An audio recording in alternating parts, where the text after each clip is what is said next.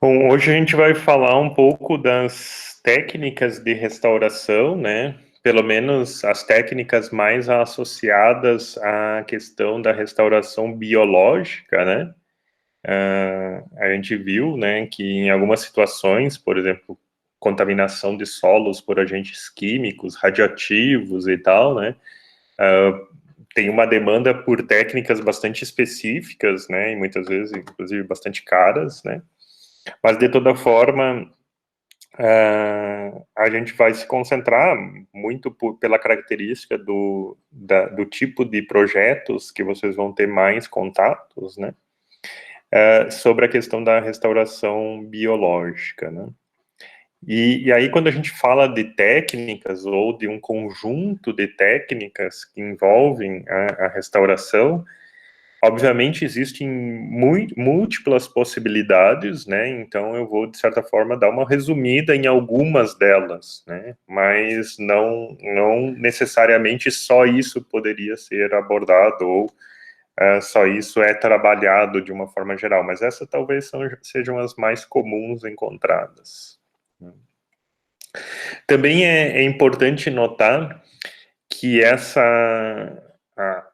restauração como um todo, né, e por consequência as técnicas que são usadas para fazer a recuperação de áreas, ela passou por diversas fases, isso tanto no Brasil quanto no mundo de uma forma geral, né. Especialmente no Brasil, a restauração ela iniciou muito como uma derivação, digamos assim, da silvicultura, né? Então, a silvicultura já tinha por tradição produção de mudas, né, produção de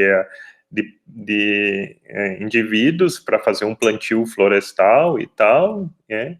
E aí isso meio que se adaptou a essa mesma ideia para a ideia de recuperação de áreas. E por que isso? Basicamente porque, na maior parte das situações, os ecossistemas que vão ser restaurados são ecossistemas florestais. Então, parece fazer sentido que nós temos que plantar árvores, né? No entanto, se a gente lembrar da parte mais ecológica das florestas, né?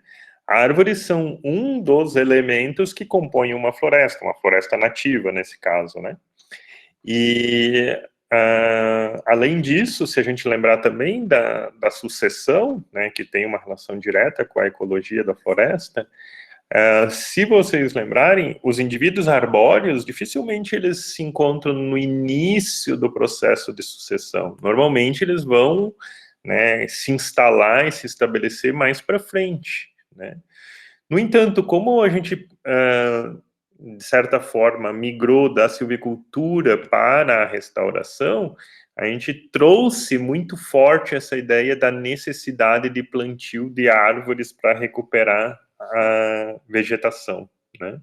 E essa fase, ela foi principalmente marcante aí na década de 70, grandes projetos de recuperação de áreas, tanto no estado de Minas Gerais, quanto no estado de São Paulo, associado a algumas barragens que foram feitas, associadas à questão da mineração também, né, atividades de mineração. E essa fase, inclusive, foi marcada pela questão de utilizar espécies exóticas, por exemplo, espécies exóticas invasoras. Santa Catarina, por exemplo, a região sul de Santa Catarina, por muito tempo foi trabalhado a questão de recuperação de áreas de mineração de carvão, do carvão mineral, com eucalipto e com leucena, que são duas espécies exóticas, e no caso da leucena, além de exótica, é uma exótica invasora, né? Então, mas muito por causa dessa ideia derivada aí da silvicultura, né? Que aqui a gente está chamando, né, ou eu estou chamando de dendromania, ou seja, uma mania de árvores, né? E isso é um ponto que a gente já tem que quebrar logo de cara, assim. Por quê? Porque uma área que vai ser restaurada, ela não tem a principal função dela produção. Então é diferente da silvicultura, que a ideia é produção de madeira, produção de lenha, resina, o que for. A ideia da restauração, a finalidade dessa restauração é restabelecer um ecossistema florestal ou um ecossistema natural nessa área. Então, não necessariamente a questão produção, ela está ligada a isso, né? Então, depois a gente já, no início da década de 80, especialmente, muito inclusive por erros que foram cometidos nessa primeira fase, iniciou uma nova fase, né, em que a gente, de novo, a questão das árvores era muito importante, mas a parte de usar espécies exóticas praticamente se abandonou, e se fortaleceu muito a ideia de que precisava ter uma grande quantidade de espécies. Então, a diversidade de espécies era muito importante. Para vocês terem uma ideia, isso foi tão marcante nessa final da década de 80 e 90, que tinham algumas legislações, por exemplo, no estado de São Paulo, que obrigavam os projetos de restauração terem no mínimo 80 espécies. Isso criou um problema seríssimo na época, porque não tinha viveiro que conseguia fornecer essa quantidade de espécies, né? Se forneciam, era de uma qualidade extremamente ruim, né? E acabava obrigando o pessoal a plantar qualquer coisa lá, qualquer espécie, sem nenhum critério estabelecido, simplesmente para atender essa cláusula que existia na legislação do mínimo de espécies, né? Então, de novo, né, houve uma série de críticas a essa política, né, associada à questão da recuperação, e hoje, inclusive, essa resolução, ela já nem existe mais, não está mais ativa, né. E hoje, então, o que mais se discute do ponto de vista de recuperação de áreas é estabelecer funcionalidade. Então, esse é o ponto principal, ou essa é a meta de um projeto de restauração, é como estabelecer funcionalidade, ou seja, como startar esse processo de regeneração dessa área que foi impactada. Estabelecer as cadeias tróficas, estabelecer a possibilidade de regeneração de espécies, estabelecer a possibilidade de ciclagem de nutrientes, de interações, né? Então, tudo isso tem a ver com funcionalidade de um ecossistema, e isso é, talvez, o ponto de vista mais importante de ser pensado quando se discute a questão de restauração. Então, aqui um dos conceitos atuais desses autores, né, mas tem vários, né, mas eu acho que eu queria destacar essas duas palavras aí, uma comunidade funcional, né, no qual a florística, ou seja, as espécies, né, que estão ali presentes, e a estrutura dessa comunidade surge da interação. Então, vejam como essas palavras, funcional e interação, estrutura, florística, elas estão associadas, né? E é por isso que a ideia de que é mais do que você ter lá um conjunto de plantas, né, que foram introduzidas. Elas precisam ter interação entre si e com os outros organismos dessa comunidade, né? Então, com os animais, com os micro-organismos e assim por diante. Então, estabelecendo o que é uma comunidade funcional. Em termos gerais, quando a gente está agora falando das técnicas em si que vão ser utilizadas, né, a gente tem uma grande divisão, ou uma divisão em dois grandes grupos. O primeiro é um grupo de técnicas de restauração passiva, ou seja, onde a gente tem pouca interferência humana, né? Então, o próprio ambiente, ele tem condições de se desenvolver, de se autorregenerar, né? E aí, dentro dessas técnicas passivas, né, tem a regeneração natural, a gente já vai discutir um pouquinho isso, e a nucleação, são talvez as duas principais. E a gente tem no outro grupo o conjunto de técnicas chamadas de restauração ativa, ou seja, onde a gente já tem, propriamente dito, uma atividade humana mais intensa, mais direta, né, para esses processos de restauração propriamente dita. E aí envolve desde a questão de semeadura direta, hidrossemeadura, adensamento, enriquecimento e os plantios, né? A gente vai tentar detalhar cada um deles ainda na nossa aula de hoje. Bom, em relação à regeneração natural, para essa técnica poder ser aplicada, né, então, um dos pressupostos é que o local tenha sido pouco perturbado. Então, ele já tem que manter as características, né, características muito boas do ponto de vista da possibilidade de regeneração, né, que tenham condições de auto-perpetuar, ou seja, de iniciar o processo de regeneração por conta própria. Que características seriam essas, né? Então, ter um banco de sementes ativo nesse solo, ou eventualmente um banco de plântulas, né? Então, com alguns indivíduos lá que são remanescentes desse local que foi perturbado.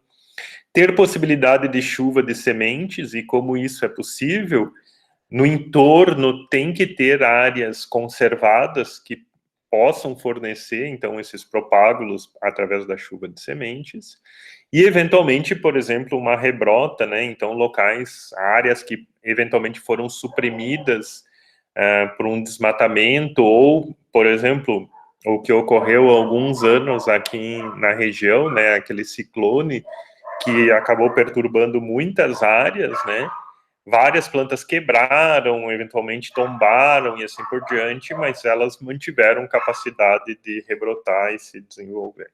Então, só um exemplo de quando isso pode ser também aplicado. É importante fazer uma avaliação, né, bem rigorosa da questão da paisagem. Então, o que tem nesse entorno, né? A existência desses remanescentes florestais próximos para fornecer os propágulos, presença de dispersores, sejam aves, insetos, mamíferos e assim por diante, e boas condições edáficas, ou seja, boas condições do solo, da fertilidade desse solo, né? Não pode ser uma área que foi extremamente perturbada, com processos erosivos e assim por diante, dificilmente vai se enquadrar nos quesitos para a questão da regeneração natural. Alguns cuidados, né, tá muito associado à presença de gramíneas muito agressivas, como as braquiárias, de uma forma geral, colonião e outras, né? Então, tem que ter um pouco de cuidado, porque essas áreas tendem a ter uma grande dificuldade de regeneração delas, né? Então, essas gramíneas, elas tomam conta e impedem, né, suprimem a possibilidade de regeneração. Então, isso é um ponto que deve ficar bastante atento. Outro ponto que é bastante importante, né, muita gente acha que condução da regeneração natural é simplesmente, eu vou abandonar a área e ela se vira. Não é isso, né? Até porque mesmo essa opção pela condução da regeneração natural, você é responsável por aquele projeto. Mesmo que a tua técnica que você escolheu é a regeneração natural, ou seja, é permitir que esse processo se desenvolva.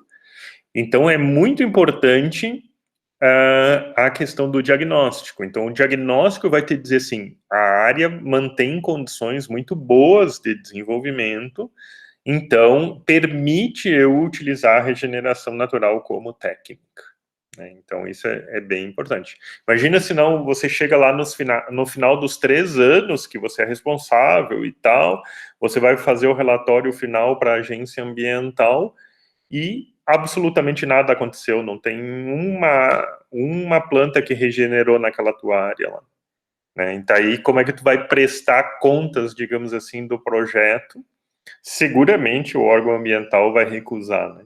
E aí você vai ter literalmente perdido 3 anos e ainda vai ter que iniciar provavelmente todo o processo, né? Outra coisa bem importante, precisa interromper a causa da perturbação. Então, é bem comum, por exemplo, áreas, né, que são, por exemplo, pastagem, potreiro, assim por diante, que tem o gado ali, né? Não adianta eu querer que regenere uma área no entorno de uma nascente se o gado continua circulando, né? Não vai acontecer. Tem o pisoteio, ele come as plantas, tem todo o impacto gerado por esses animais no local. Então, no mínimo, você vai ter que isolar essa área dessa causa da perturbação que são os animais. Assim como se for outra causa de perturbação, é bem importante esse processo. Bom, outra conjunto de técnicas são as técnicas de nucleação. As técnicas de nucleação, de certa forma, elas seguem a mesma lógica da regeneração natural. A única questão adicional é que você tem algumas estratégias que você usa para acelerar esse processo da regeneração natural. Então, de certa forma, né, você tem alguns gatilhos, alguns estímulos que você produz para que esse processo de regeneração natural ocorra de uma forma mais acelerada, mais espontânea dentro desse local, né? E por que se chama nucleação? Basicamente porque você não vai fazer isso em toda a área, em toda a extensão da área que você está trabalhando. Você vai fazer isso em alguns locais, né, aqui representado, por exemplo, por esses círculos e os números ali, 1, 2, 3, 4. E a partir desse núcleo que você criar, né, esse processo de regeneração ele vai se expandir, ele vai ser estimulado para o restante da área. Então, por isso que ela é chamada de, ou são chamadas de técnicas de nucleação, né? Bom, algumas dessas estratégias, né, dentro da nucleação são a transposição de solo. Eu estou vindo aqui de cima da esquerda para a direita, tá? A transposição de solo, a gente já vai detalhar um pouquinho cada uma delas. A transposição de galharias, então, bem no meio, em cima, né? Os puleiros secos, que são essa imagem da direita de vocês. A técnica de transposição de chuva de sementes.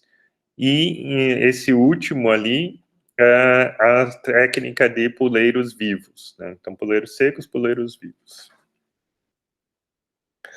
Bom, o que é a transposição de solo? A transposição de solo é basicamente você pegar, digamos assim, emprestado de uma área que está conservada, um pouco de solo, né?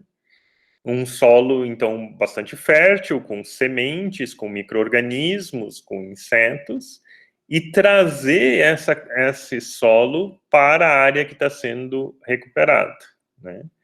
Para vocês terem uma ideia, alguns trabalhos que já foram publicados sobre o uso dessa técnica de transposição de solo conseguiram introduzir na área que está sendo recuperada, por exemplo, esse trabalho da Vieira introduziu 58 espécies em vegetação de restinga, usando somente essa técnica de transposição de solo, né, sem plantio de mudas, sem outras estratégias, só transposição de solo. Esse outro trabalho da Daisy 3, aqui na Floresta Umbrófila Mista, em Rio Negrinho, também introduziu 36 espécies usando essa estratégia de transposição de solo. E o trabalho do Basso, usando núcleos de bracatinga, então, em vez dele ir lá numa mata conservada e tal, pegar esse solo, o que ele fez foi ir em áreas de bracatingais e pegar esse solo, né? Então, obviamente, vai predominar a bracatinga. Conseguiu introduzir mais de 125 indivíduos por agrupamento. Isso significa 1 metro quadrado cada agrupamento desse, ou seja, 125 indivíduos de bracatinga em 1 metro quadrado. Aqui são fotos, exemplos, né, da aplicação dessa técnica de nucleação em larga escala, né? Isso é interessante porque muita gente diz, técnica de nucleação é muito legal, tudo, mas só serve para pequenas áreas. E, na verdade, não, eu mostrei para vocês no primeiro dia de aula, né, algumas imagens, o pessoal dessas minerações lá no norte do país, usando em larga escala, aí a gente está falando aí de 100 hectares por ano, né, sendo restaurados usando as técnicas de nucleação. Nesse caso, predominantemente duas técnicas, que é a transposição de solo e a transposição de galharia. Então, aqui a gente vê as duas técnicas sendo aplicadas ao mesmo tempo, né? Então, os montes com solo mais orgânico, né, que foi retirado, e o outro, a parte dos galhos, né, troncos, ramos das árvores que estão sendo utilizados. E com um poder, né, de recuperação bastante grande. Se vocês olharem essa foto de baixo aqui, né, a foto foi tirada em 2018, e a área de implantação do processo de nucleação é 2013, então tem 5 anos. E já tem indivíduos arbóreos de grande porte dentro desse local, somente usando esse tipo de técnica. Esse é o núcleo de transposição do solo de Bracatinga, aquele que tinha o dado anteriormente lá de 125 indivíduos, né? E o que acontece numa situação como essa? Alguém pode dizer, mas que desperdício, né, de plantas, né? 125 indivíduos no metro quadrado. Mas vejam que isso faz com que esses indivíduos vão competir entre si, né, obviamente, por uma questão de espaço, luz e tudo mais, faz com que esses indivíduos cresçam muito rapidamente. Então, aqui na foto da direita, nós temos esse núcleo com 6 meses, e na foto da esquerda, nós temos esse núcleo com 1 ano e meio, mais ou menos, né? Vejam que com 1 ano e meio a gente conseguiu implementar na área indivíduos que têm 2, 3 metros de altura, que dificilmente ocorreria se eu fizesse, por exemplo, um plantio normal, ou se eu simplesmente esperasse essa regeneração ocorrer nesse local. Isso é interessante porque a gente já criou um ambiente com sombra, um ambiente que tenha deposição de uma grande quantidade de matéria orgânica, né, por causa das folhas, dos próprios indivíduos que vão morrendo e assim por diante. Aqui é o exemplo da transposição de chuva de sementes, né? Nesse caso, a lógica é muito semelhante à lógica da transposição de solo, só que em vez de eu retirar solo, eu vou lá e coloco um coletor na minha área, né? Nesse caso, representado por essa estrutura de madeira com sombrite, né? E a cada mês, a cada 2 meses, eu vou lá, recolho essas sementes que caíram nesse coletor e levo para a minha área que está sendo recuperada, né? Então, eu faço um trabalho aí de dispersor, né? Ou complemento, digamos assim, o trabalho do dispersor, né? E é interessante que ali, claro, vai cair sementes, vai cair frutos, vai cair folha, galho.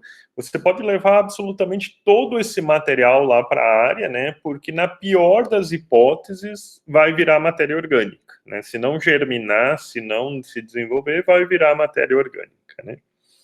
O interessante dessa técnica, e por que se coleta essas sementes e frutos a cada mês ou cada 2 meses, é justamente para poder capturar sementes que estão sendo dispersadas ao longo de todo o ano. E por que isso é interessante? Porque depois, lá na área que está sendo recuperada, eu vou ter indivíduos crescendo e se desenvolvendo que produzem flores e frutos o ano inteiro. E qual é a importância de eu ter flores e frutos o ano inteiro? Eu consegui sustentar uma fauna naquele local, né? Então, a fauna, que é um elemento primordial da existência das nossas florestas, né? Ela precisa se alimentar, e ela precisa se alimentar o ano inteiro, assim como nós, né? Então, não adianta eu ter um recurso alimentar só na primavera, se depois do resto do ano eu não tenho o que fornecer para esses animais. Então, eu preciso manter esse processo como um todo. Por isso, a ideia da funcionalidade, né? Isso é um ponto bastante importante. E os puleiros, né? Os puleiros, eles são instalados na área que vai ser recuperada, e basicamente a função deles é atrair pássaros, né? Aves. E a maior parte dos indivíduos que vão ser atraídos para esse tipo de estrutura são pássaros que têm um comportamento onívoro, ou seja, eles comem frutos, mas também comem insetos, né? Em geral, esses animais, eles vão comer frutos lá na área onde tem vegetação, onde está sendo fornecidos os frutos, e eles vêm para as áreas abertas comer insetos. Nesse caso, a minha área que está sendo recuperada. A grande questão é que quando eles vêm e encontram esse puleiro, né, usam esse puleiro tanto para descansar quanto para fazer essas caçadas de insetos, eles acabam então liberando as sementes e frutos que eles consumiram lá na mata. Então, acelerando ou potencializando esse processo de dispersão de sementes da área do entorno para a área que está sendo recuperada. Também é interessante que nesse processo, além da dispersão direta dessas sementes no solo, então imaginem abaixo desse puleiro, né, um monte de sementes sendo depositadas. Não só isso, mas também o esterco, né, então também fertilizando esse solo. Mas também tem uma função, vamos dizer assim, complementar, que é fornecer comida para outros animais, como roedores, por exemplo, que não vão ir até a área que tem vegetação, numa área muito menor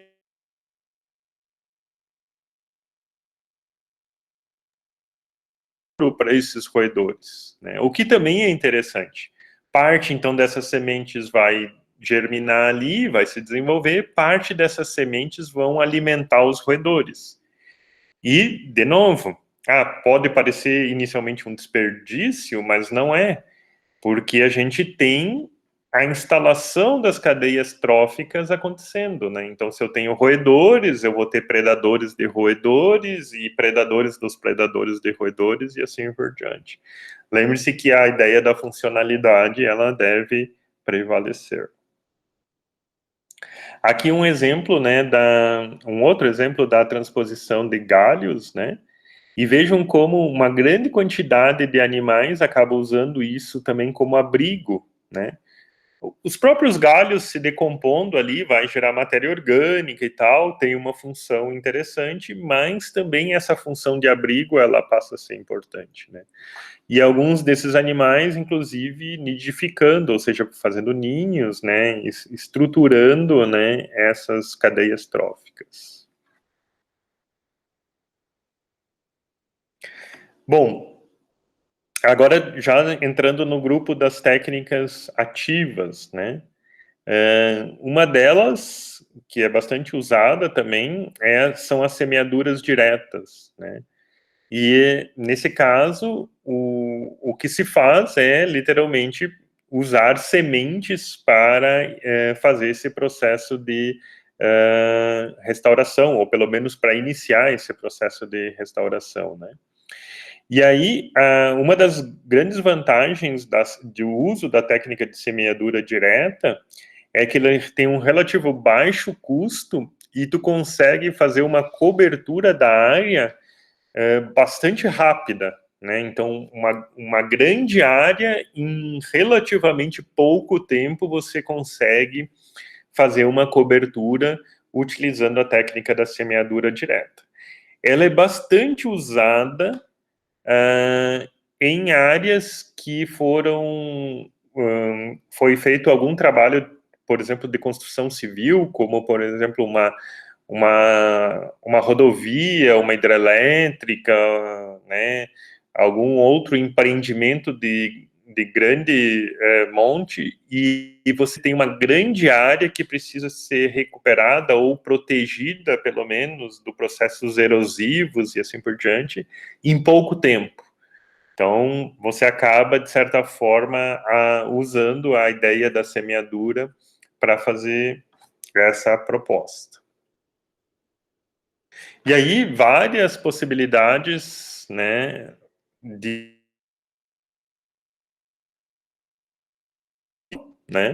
como essa que eles estão fazendo aqui nessa foto de cima, semeadura utilizando equipamentos mecânicos, né, tradicionais, muitas vezes usados na própria agricultura, e vejam que, nesse caso, a semeadura seria muito semelhante ao que se faz ou com pastagens ou com cobertura verde, né, em algumas áreas agrícolas, por exemplo, para plantio direto e assim por diante, né. E a mesma lógica se adaptaria para essas áreas em restauração, né. Inclusive, essa foi uma das técnicas utilizadas nos locais onde houve o processo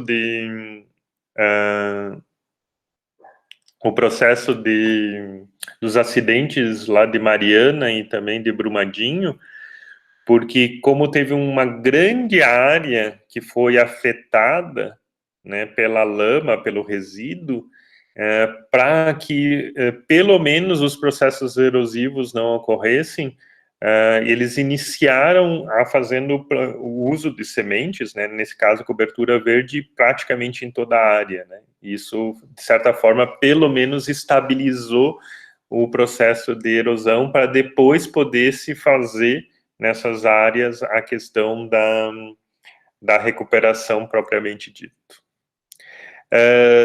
Na parte de baixo, as fotos de baixo, são o uso de sementes através de uma técnica, no caso, a imagem de baixo à esquerda, de uma estratégia de plantio de sementes chamada muvuca, né, onde você faz uma mistura, literalmente, então por isso se chama muvuca, né, de várias sementes de diversas espécies, então inclusive vocês veem ali, né, com tamanhos distintos, né, porque são diversas espécies, e essa muvuca de sementes depois é espalhada na área. Há um tempo atrás, acho que o ano passado ainda, o Globo Rural passou uma reportagem bem interessante sobre essa questão da muvuca de sementes sendo adotada pelo pessoal lá no Xingu, né? Inclusive os indígenas colaborando na coleta dessas sementes.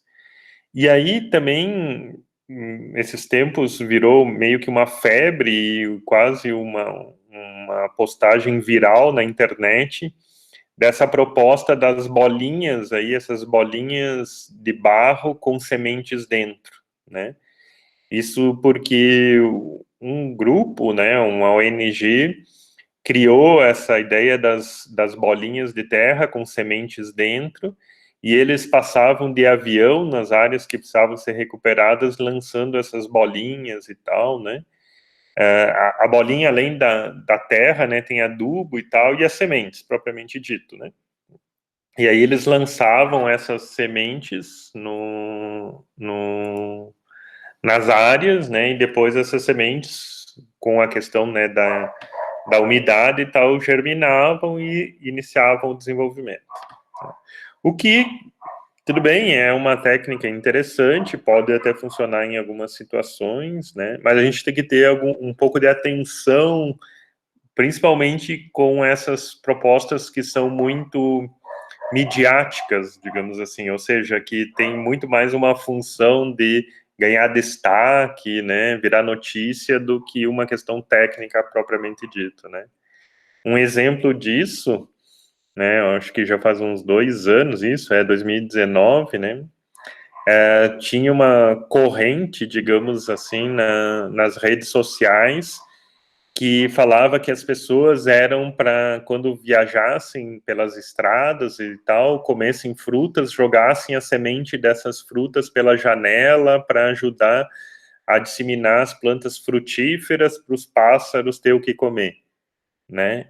E aí, isso é bastante perigoso, né? Porque a maior parte das frutíferas que a gente consome, né, que a gente compra no mercado e tal, não são nativas, né? E aí, simplesmente espalhar a semente dessas frutíferas pelas estradas pode ser um problema bastante sério, né? E aí, isso foi em Santa Catarina, inclusive essa professora da UFSC, que trabalha com a questão de espécies exóticas invasoras, né, alertou um pouco sobre essa questão. Então, a gente muitas vezes tem que ter um pouco de cuidado, né, e vocês, depois, como profissionais, eventualmente vão ser demandados sobre, né, o que fazer numa situação como essa, né. Ainda dentro desse grupo das sementes, né, ou do plantio por sementes, tem a hidrossemeadura. A hidrossemeadura é a mesma lógica, só que se usa um veículo, que é a água, no caso, para fazer essa semeadura em larga escala, né? Muito utilizado nessas construções civis, né, obras, construções civis, principalmente nessas áreas de talude, quando se faz um recorte, então, na topografia, né, para tentar estabilizar o mais rápido possível essas áreas e evitar os processos erosivos, né. Então, muitas vezes tem uma água, calcário, nutrientes e as sementes junto, né. E aí se faz essa hidrossemeadura, esse jateamento da área, tá. Nesse caso da imagem à esquerda de vocês, os funcionários estão ali criando pequenas covas, né, nesse terreno, justamente para favorecer, né, que essas sementes fiquem fixadas, aderidas nesse talude, né, e não acabem não sendo carreadas caso uma chuva recente, né, ou logo em seguida ocorra. Já tem várias empresas que são especializadas, inclusive, nessa questão da hidrossemeadura, né? Não é barato, é uma técnica relativamente cara, mas muito utilizada. Aí, junto com a hidrossemeadura, tem também sido utilizado em algumas situações essas biomantas, ou seja, estruturas normalmente de fibras naturais que revestem essa área, né? Então, logo na sequência que é feito o talude, são usadas as biomantas justamente para dar mais estrutura a isso, evitar os processos erosivos, e em cima dessa biomanta é feita a hidrossemeadura, né? Então, aqui alguns exemplos, né, dessas fibras, tem fibra de coco, fibra de carnaúba, fibra de cana-de-açúcar, tem diversas fibras naturais que eles usam para fazer essas estruturas de proteção.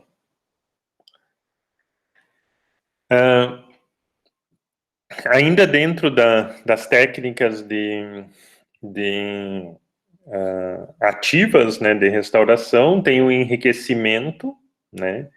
O enriquecimento, normalmente, ele é usado em locais onde, de certa forma, se tem uma estrutura florestal ou se manteve uma certa estrutura florestal após, né, essa perturbação, e se usa a ideia do enriquecimento para qualificar essa área, né? Então, são áreas que foram perturbadas, de certa forma tem uma estrutura ainda presente, ou seja, não é uma área completamente limpa, solo nu, por exemplo, solo exposto, e de certa forma busca-se qualificar essas áreas, né? Tem sido bastante trabalhado também essa ideia do enriquecimento com a ideia de incorporar espécies de interesse econômico ou social, né? Por exemplo, converter essas áreas em sistemas agroflorestais, que são esses SAFs que estão colocados aí, né? O único detalhe que a gente tem que cuidar aqui é que, se forem áreas de preservação permanente, essa possibilidade dos sistemas agroflorestais, elas só são possíveis legalmente para pequenos produtores, né? Então, esse é um detalhe importante de chamar a atenção aqui. O que acontece em algumas situações como essas, né, Então, áreas que não foram regeneradas adequadamente, né, ou que têm problemas de regeneração, então se entra nessas áreas fazendo esse processo de enriquecimento, né. Normalmente, esse enriquecimento é feito com mudas, mas pode também ser com sementes, tá? Mas normalmente é feito com mudas. E aí vem um detalhe importante, né, dessa questão de atenção com essa história da não totalmente regeneradas, porque justamente pode ser um problema do projeto original, ou seja, áreas que originalmente foram organizadas para a regeneração, para a restauração, e tiveram problemas ao longo do processo. Podem ser problemas naturais que ocorreram, por exemplo, sei lá, um incêndio que ocorreu na área, ou eventualmente, né, algum outro fenômeno que ocorreu na área, mas pode também significar que foi mal executado o projeto original de restauração desse local.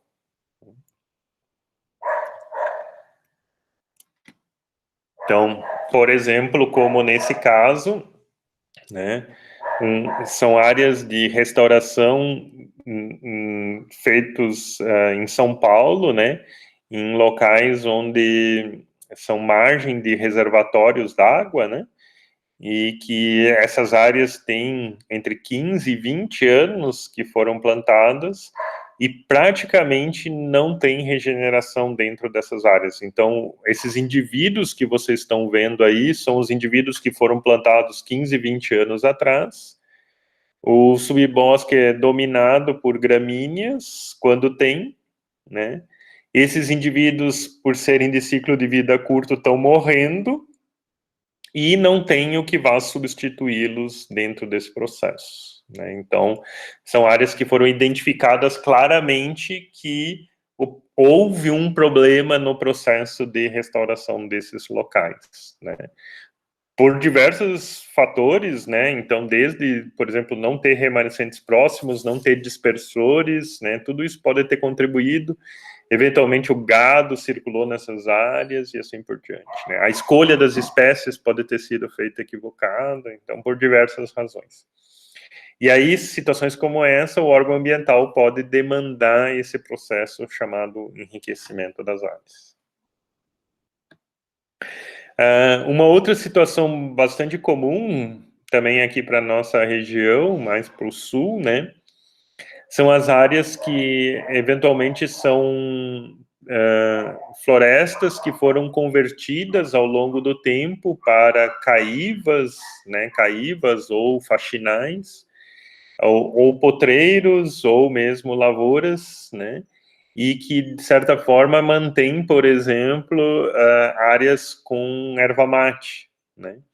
Então, situações como essa, a gente tem uma certa estrutura florestal sendo mantida, né, representada aí pela araucária e outros indivíduos, né, e essas áreas, elas estão dentro da APP, estão dentro da reserva legal e precisam ser recuperadas, né. Nesse caso, obviamente, o gado tem que ser retirado, mas a erva mate, por exemplo, é uma planta que poderia ser estimulada, então aumentada a densidade dos indivíduos de erva mate, pensando naquela questão também econômica e social, né? Nesse caso, mais do que um enriquecimento, né, é mais um adensamento, né, desses indivíduos de erva mate. Aqui, exemplo de enriquecimento com palmeira jussara, né, o Euterpe edulis, no caso do litoral de Santa Catarina, também litoral do Paraná e Rio Grande do Sul, São Paulo, vários locais têm optado por fazer enriquecimento utilizando essa espécie. É uma espécie que tem uma importância econômica bastante significativa, não só pelo palmito, mas também pelos frutos, né, da palmeira jussara, que hoje já são comercializados, utilizados, inclusive, né, comercialmente, como produção mesmo, venda. E, do ponto de vista ecológico, muito importante para a manutenção da fauna, né? Então, em vários locais tem sido também trabalhada essa questão do enriquecimento utilizando uma planta como essa, como o Euterpedulis. E agora entrando mais nas técnicas de plantio, uma das possibilidades, pensando na questão dos plantios, são os sistemas agroflorestais, né? Então, nesse caso, a gente vai recuperar uma área fazendo o plantio de espécies, né? Mas, para isso, usando espécies que têm um interesse, tanto um interesse ecológico, obviamente, porque a gente está recuperando a área, mas também o interesse social e econômico por trás disso. Ou seja, nesse caso, a escolha das espécies que serão utilizadas leva em conta esses dois aspectos, né? Aqui só alguns exemplos nessas imagens, né? A gente tem exploração de casca de cataia ali bem na esquerda de vocês, a espinheira santa, a bromélia antiacantha, que é chamado caraguatá ou gravatá, e aí um exemplo, né, do uso dos frutos da palmeira jussara, né, o Terpedulis, também por alguns denominado a açaí da Mata Atlântica, né, por causa dessa, que o produto é muito semelhante ao açaí, digamos, verdadeiro que vem da Amazônia. Essa possibilidade do uso de sistemas agroflorestais para recuperação, ela foi prevista nessa instrução normativa do Ministério do Meio Ambiente em 2009, né?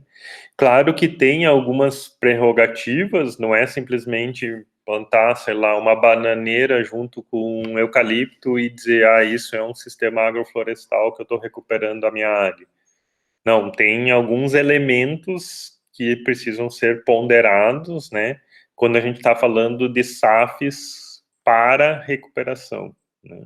Então, por exemplo, essa questão dos 500 indivíduos por hectare de pelo menos 15 espécies nativas, né? Então, tem alguns critérios que precisam ser atendidos, né? Aqui, de novo, as flores, nesse caso, as flores da bromélia antiacantha, flor e fruto da goiaba serrana, e lá na direita tem as flores, né, da espinheira santa. Posteriormente, também teve uma resolução do CONAMA, de 2011, sobre essa questão de recuperação de áreas de preservação permanente com interesse social, né? E, novamente, se reforça a ideia de possibilidade dos sistemas agroflorestais, tá? De novo, o que é importante ter claro e deixar claro é que isso só é permitido se for área de preservação permanente para pequena propriedade de posse familiar rural, né? Não pode uma grande empresa, por exemplo, fazer o uso de SAF para recuperação de APP. Ele pode fazer SAF, ou estruturar um SAF em outra área que não seja a área de preservação, mas não como indutor de recuperação. E aí também tem uma lista aí, né, de pressupostos que devem ser considerados para o planejamento desses sistemas agroflorestais. Bem interessante, está disponível para, inclusive para baixar em PDF, né? Esse guia técnico que foi desenvolvido pela Embrapa junto com esse Centro de Pesquisa Agroflorestal, justamente pensando na ideia de como restaurar áreas usando sistemas agroflorestais. Claro que esse guia técnico específico que estou mostrando para vocês, ele é voltado para o Cerrado e para a Caatinga. Mas, tirando a questão espécies, que obviamente vão ser diferentes, a lógica de usar sistemas agroflorestais para a recuperação de áreas, ela é muito semelhante. Então, é um guia bastante interessante de ser consultado, né? Ele é interessante porque ele traz, inclusive, diversos arranjos, né, estruturas de sistemas agroflorestais de forma diferenciada. Alguns são em linha, como, por exemplo, essa opção 1 aqui, né, mais à esquerda de vocês, né? E a outra não é em linha, ele é um sistema aleatório, utilizando inclusive indivíduos arbóreos já presentes dentro da área, né, para estruturar esses sistemas agroflorestais, né, como é o caso aqui do croquis 4 na direita de vocês. De novo, a questão das espécies vai variar, né? Obviamente, porque a gente está em condições climáticas distintas, mas a lógica por trás de estruturar esses sistemas agroflorestais, ela pode ser mantida. Aqui no nosso campus, né, a gente vem desenvolvendo já há algum tempo a ideia de resgatar esses sistemas agroflorestais como estratégia produtiva e de recuperação de áreas, né? Então a gente já tem as áreas estruturadas aqui tanto no campus sede quanto também na fazenda agropecuária, né? Seguramente vocês, em algum momento, foram na trilha e pelo menos passaram na frente ali da onde tem essas áreas demonstrativas agroflorestais, né? E nesse caso, não deixa de ser uma recuperação de áreas usando sistemas agroflorestais. Por quê? Porque essas áreas tinham um plantio de pinos, quando o campus, né, essa área passou a ser o campus da UFSC, e esse pinos ele foi retirado dessa área, e hoje essa área faz parte da área de reserva legal do campus.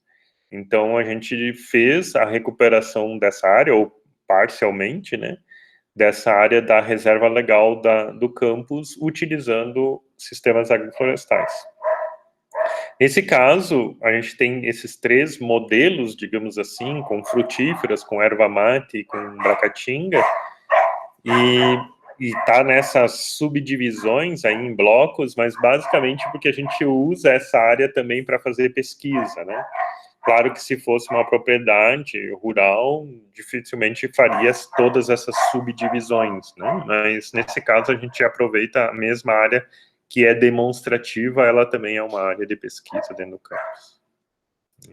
Aqui foi da época que foi implantado isso, já faz algum tempinho ali, que foi estruturada a primeira vez, né? E, por fim, dentro das técnicas de plantio, né, das técnicas ativas, os reflorestamentos heterogêneos, né, ou seja, aquele que quase deriva, né, integralmente da história da silvicultura, né, que é o plantio de mudas, muitas vezes em linha, mas não necessariamente em linha, né, plantio de mudas nativas de ocorrência natural, né. Ainda é o, o sistema, a técnica de restauração mais utilizada no Brasil inteiro, né? Eu falei de várias aqui para vocês, mas o plantio de mudas, ou reflorestamento heterogêneo, é ainda a técnica mais utilizada em todo o Brasil para fazer a recuperação de áreas degradadas, né? Apesar de que ela é uma das técnicas mais caras, né, com um dos custos mais altos, né? Mas de toda forma ainda é muito utilizada.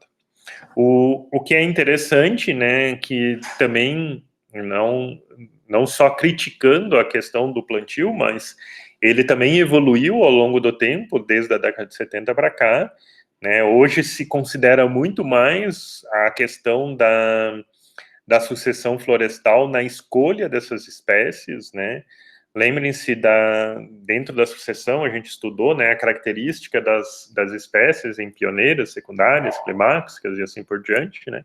Então, hoje, as estratégias de plantio tentam considerar essa proporcionalidade desses grupos ecológicos nas propostas, né? Então, de certa forma, isso também aumentou o grau de sucesso dos plantios ao longo do tempo. Então, hoje, por exemplo, o maior projeto de recuperação de áreas degradadas que a gente tem no país se chama Pacto pela Restauração da Mata Atlântica, né? E a principal forma de restauração que ele adotou é o plantio. Nesse caso, usando o espaçamento 3x2, né? Então, 3 entre linhas, 2 entre plantas, né? Usando um arranjo de espécies da forma como elas ocorrem naturalmente, então, considerando aquela proporcionalidade entre espécies pioneiras, secundárias e climáxicas, né? E alternando no que eles chamam espécies de preenchimento, ou seja, espécies que crescem muito rápido e ocupam muito rapidamente esse terreno, com as espécies de diversidade, ou seja, aquelas que vão, de certa forma, qualificar essa área em termos de número de espécies presentes na área, também a questão, né, das plantas de crescimento mais lento, mais exigentes, do ponto de vista do ambiente.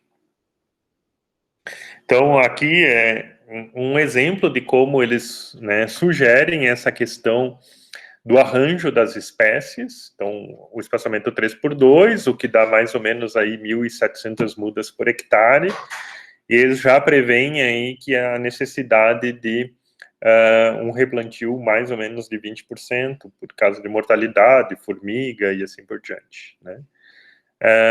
Eles recomendam, né, o uso de espécies leguminosas, muito por causa dessa questão da fixação do nitrogênio, né? Então, eles acabam fazendo essa recomendação.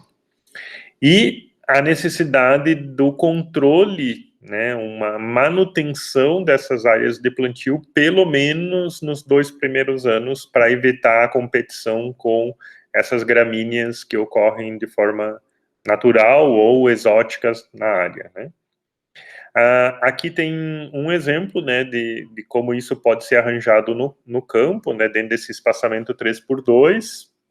Vejam que as pioneiras, né, e secundárias iniciais compõem esse grupo chamado as linhas de preenchimento. Então, normalmente, elas é que vão predominar na quantidade de indivíduos que vão ser utilizados, enquanto que as linhas de diversidade são compostas basicamente por espécies secundárias iniciais e secundárias tardias climáxicas, né?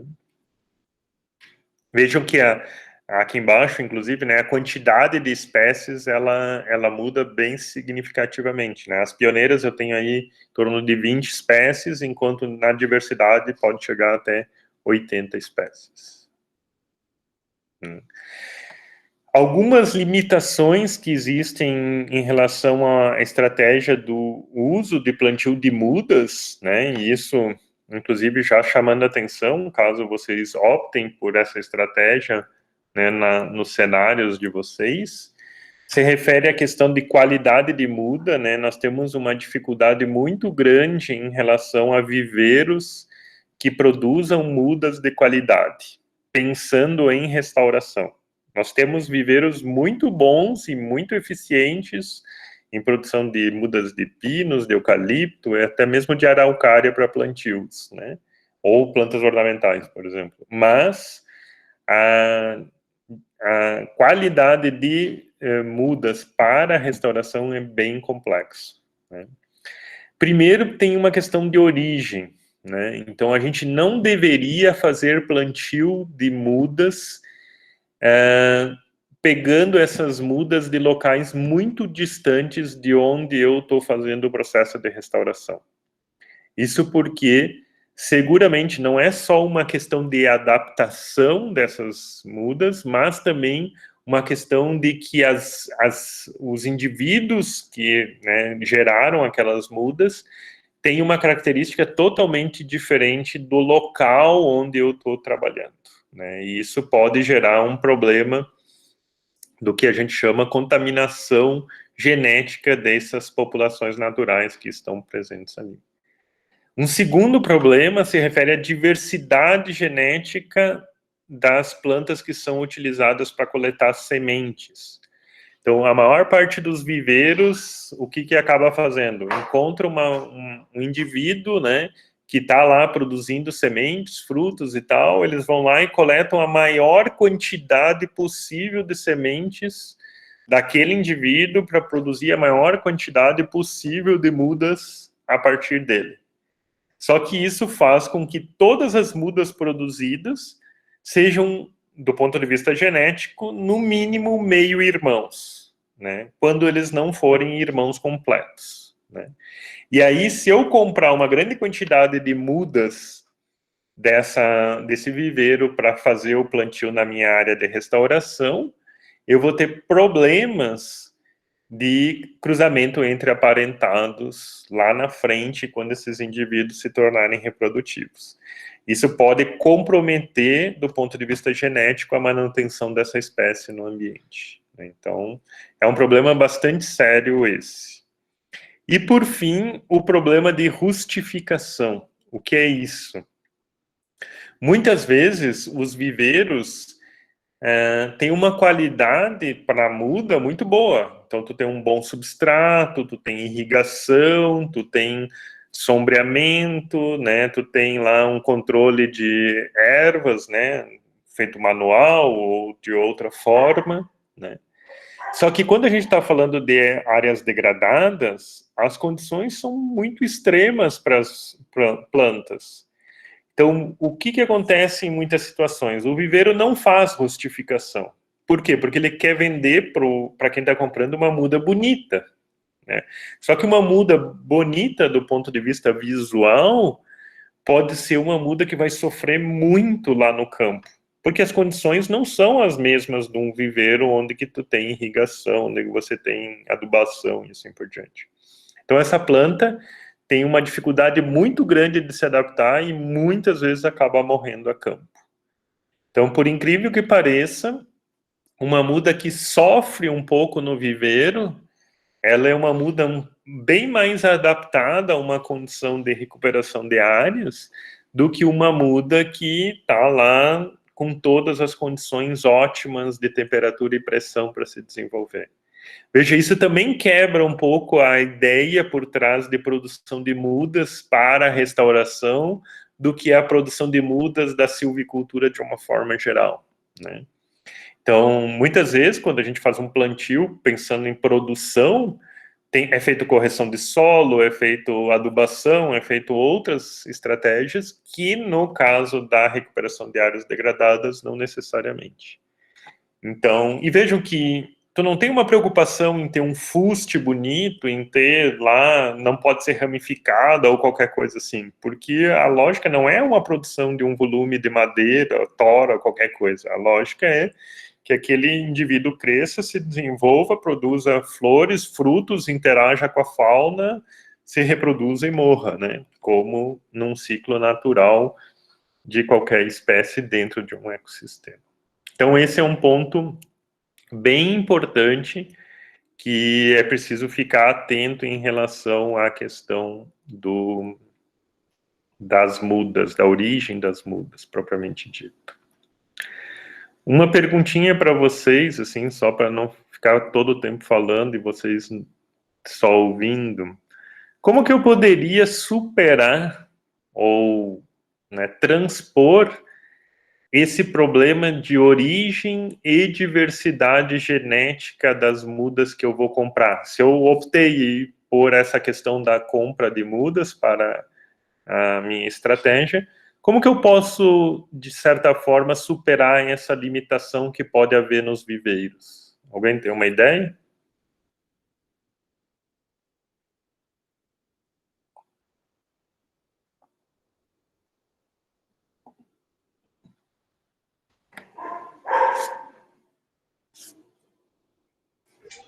Talvez comprar de alguns viveiros diferentes. Sim, exatamente isso. Essa talvez é a melhor estratégia. Comprar menos mudas de vários viveiros e misturar elas. Porque, de certa forma, você acaba tendo uma mínima diversidade associada a esses locais. Muito bem, isso mesmo.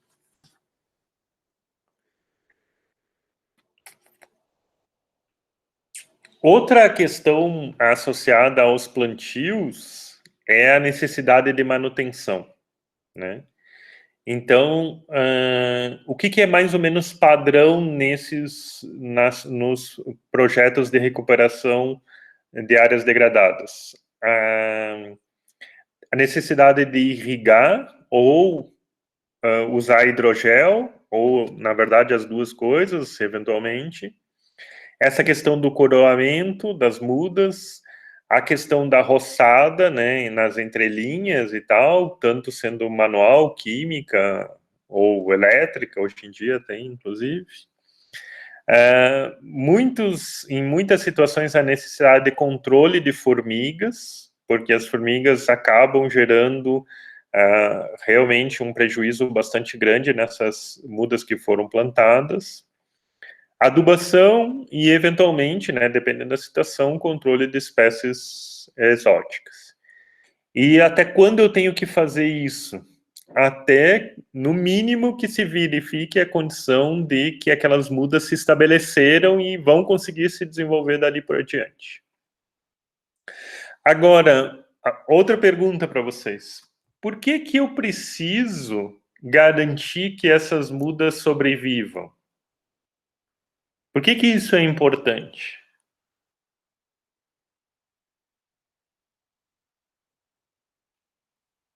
Eu não posso simplesmente deixar elas morrer, que nem lá as Bracatinga, que eu fiz na transposição de solo lá, tinha 125 indivíduos num metro quadrado, depois de um ano, mais da metade morreu. Eu não posso simplesmente fazer isso com essas mudas que eu plantei?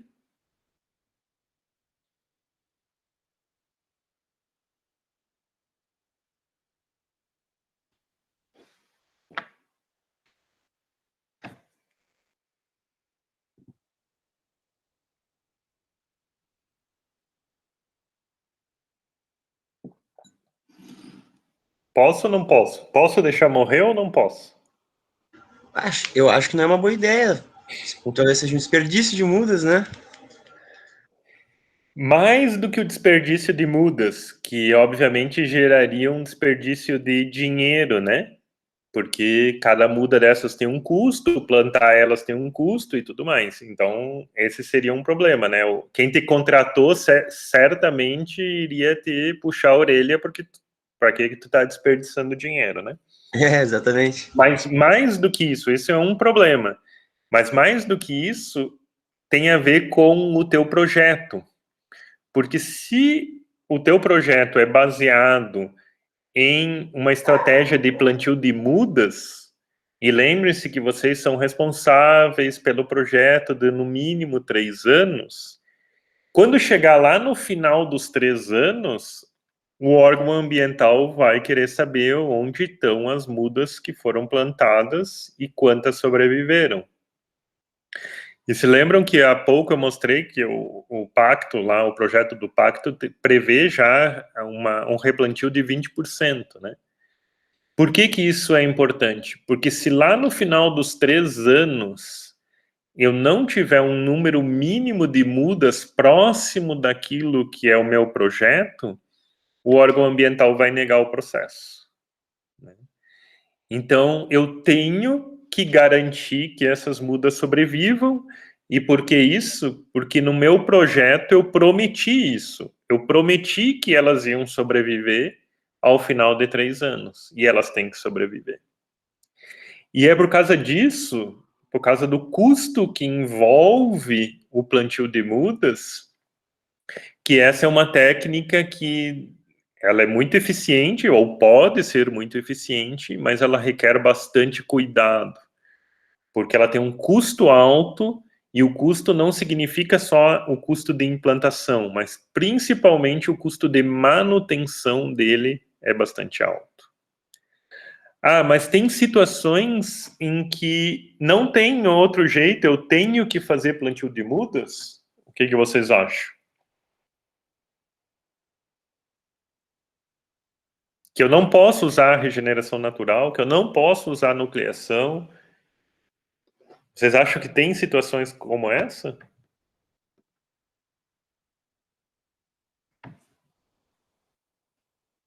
Acredito que tenha algumas situações como essa, né? O que que você imagina um cenário onde que isso ocorreria?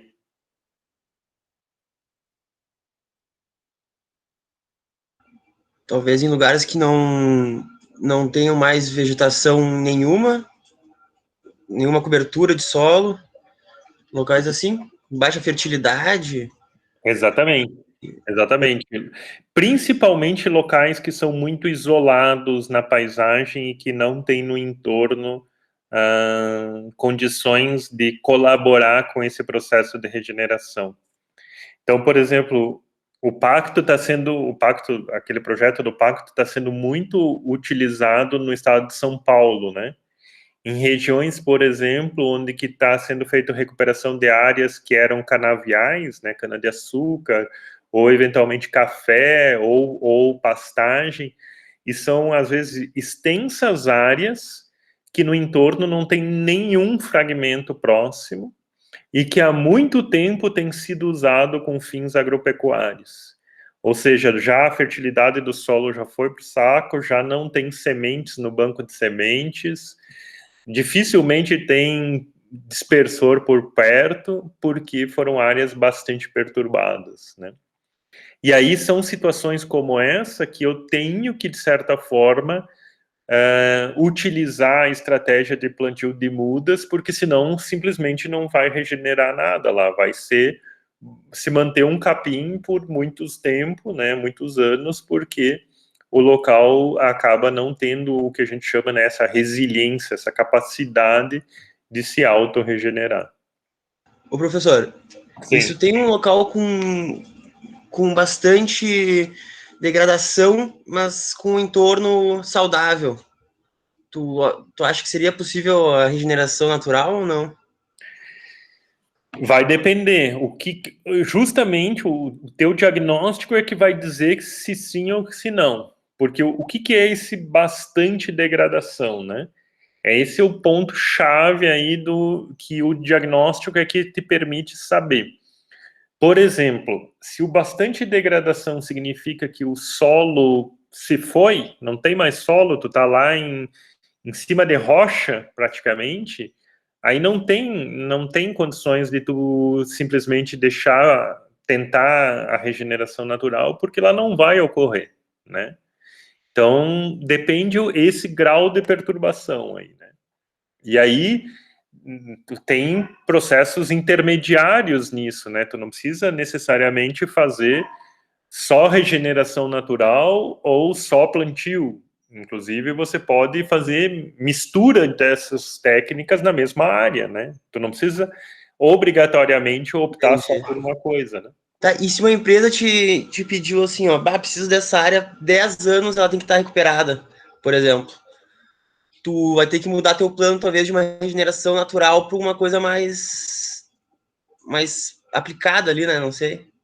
Sim, tu pode aí promover estratégias de acelerar esse processo, né? Só que tudo isso vai ter custo. Esse é o ponto, né? Mas, em teoria, tu consegue acelerar esse processo. As técnicas de nucleação, por exemplo, auxiliam nessa aceleração do processo. Plantio de mudas vai ser eficiente, com certeza. Caro, mas eficiente, né? Então, tudo é possível. Sim. Muitas vezes as empresas, principalmente empresas, optam pelo plantio de mudas porque elas precisam comprovar esse processo de restauração. E daí, como é que elas acabam comprovando? Qual é a forma mais fácil de comprovar? É ir lá apresentando uma nota de que eles compraram tantas mil mudas e plantaram, né? Só que isso não necessariamente é uma comprovação de restauração, porque se depois de 2, 3 anos morreu tudo, no fundo foi um desperdício de dinheiro, né? Do ponto de vista ecológico, né? Claro que talvez lá A para multa fosse mais cara, talvez, né? Não sei. talvez o processo burocrático lá a empresa se livrou, mas do ponto de vista ecológico foi distinta a situação, né? E ainda é muito usado o plantio de mudas também, né? Não dá para deixar de mencionar, porque tem muita gente que ganha dinheiro com isso. Muita gente que faz restauração produz a muda. e aí ele ganha dinheiro vendendo mudas, né? E isso é um problema meio complexo, assim, de mencionar muitas vezes, porque em muitas situações não precisaria de mudas, mas o técnico recomenda o uso de mudas porque ele ganha dinheiro também vendendo mudas, né? Então, esse é uma questão que às vezes é meio delicada nesses processos aí.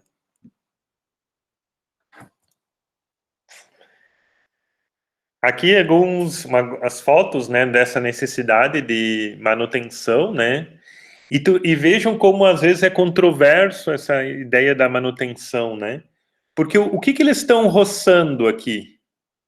O que esses empregados aqui, esses funcionários estão roçando? A própria regeneração natural, né? Eles estão justamente roçando, né, se lembrarem da sucessão lá, a regeneração natural dos primeiros estágios de sucessão, que são plantas herbáceas e arbustivas. Mas por que eles estão fazendo isso? Justamente para que as mudas que você prometeu no teu projeto têm que sobreviver. Se elas não sobreviverem, tu vai ter problema com a aprovação do teu projeto. Então, em muitas situações, o técnico fica com esse dilema, né? Ele controla a regeneração, que era o potencial justamente de desenvolvimento dessa área, para salvar as mudas que ele prometeu que ia salvar.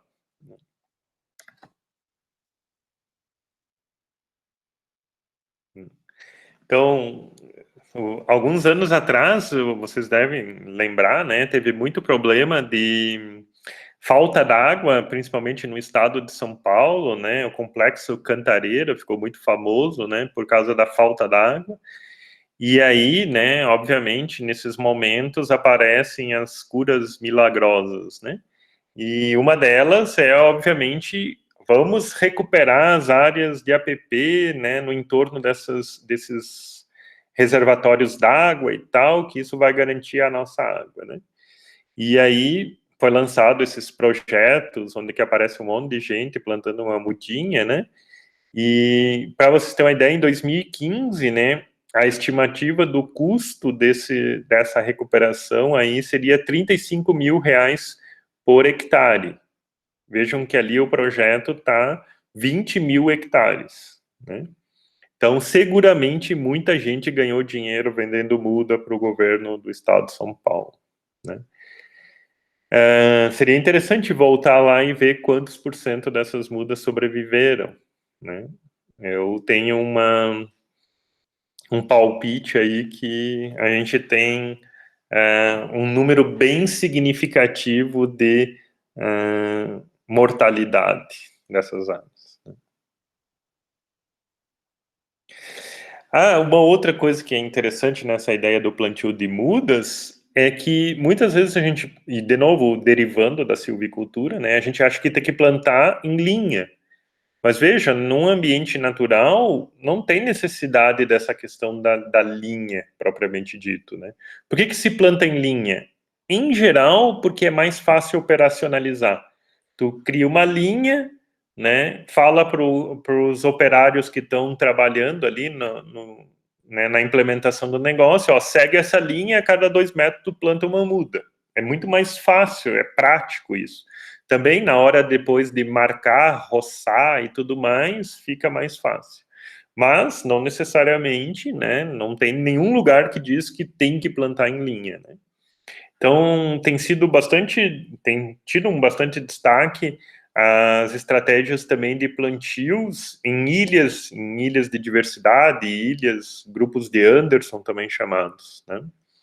Então, em vez de você fazer um plantio em linha, você usa uma estrutura, né, de ilha, onde que, basicamente, um conjunto de plantas que são pioneiras, ou seja, de crescimento mais rápido, né, e com uma capacidade maior de desenvolvimento, vão crescer e, de certa forma, proteger, criar condições para o desenvolvimento daquela que não é pioneira, ou seja, daquela que necessita mais de um cuidado de atenção, né? Também essa estratégia, ela acaba casando um pouco com a ideia lá dos núcleos, né? Então, em vez de você plantar, por exemplo, em toda a área, você cria primeiro pontos, ou seja, ilhas, né? Onde você só planta ali. A manutenção é mais fácil, né? Você, em vez de roçar toda a área, coroar toda a área, você só faz isso na ilha, propriamente dito, né? E aí, em geral, o grau de sucesso desses plantios em ilhas, ele é maior, ou tem sido maior, do que os plantios em linha propriamente dito. Então, aqui é a mesma lógica aí, né? A ideia de como isso funciona muito próximo aos os núcleos, né, que anteriormente eu mencionei para vocês, mas esse é um núcleo com plantio de mudas, digamos assim, né, que é de certa forma, uma combinação das duas estratégias. Aqui, uma proposta que foi feita numa empresa que estava fazendo recuperação de áreas aqui no Planalto, né, usando, por exemplo, esses grupos com araucária, né, então, vários grupos desses de araucária. Então, criando como se fossem pequenos capões, né, pequenas pontos, ilhas nesses locais. Em vez de eu recobrir toda a minha área com mudas, eu estava fazendo pequenos pontos de apoio dentro da área de restauração como um todo. Uma pergunta, né, que sempre fica, né, quando a gente fala da questão das técnicas, qual é a mais eficiente? E vejam, não tem dizer, essa é mais eficiente do que aquela, ou essa é mais do que a outra. Cada situação vai dizer, do ponto de vista técnico, quais são as melhores possibilidades do ponto de vista de sucesso, né? E para isso é muito importante a questão do diagnóstico. O diagnóstico, a identificação dos problemas, a identificação do grau de perturbação é que permite a melhor escolha. Outra questão também é não necessariamente você deve optar só por uma estratégia. Ah, não, eu vou fazer plantio, então não posso fazer outra coisa. Ou eu vou fazer nucleação, então não posso fazer outra coisa. Não. Quanto mais diversificada, teoricamente, maior a possibilidade, inclusive, de sucesso associado a esse processo de restauração como um todo. Então, né, não tem uma resposta simples para essa pergunta de qual a técnica mais eficiente. E isso talvez é o que cria um certo grau de dificuldade aí na ideia da restauração, porque muita gente quer uma lista de espécies e como eu faço isso no campo. E isso não é simples, nem a lista de espécies, nem tão pouco como eu faço isso no campo, porque cada situação é distinta, tem um histórico distinto, tem um local distinto, tem um orçamento distinto para ser usado, então vai depender desses diversos fatores aí, a escolha da melhor técnica. É isso.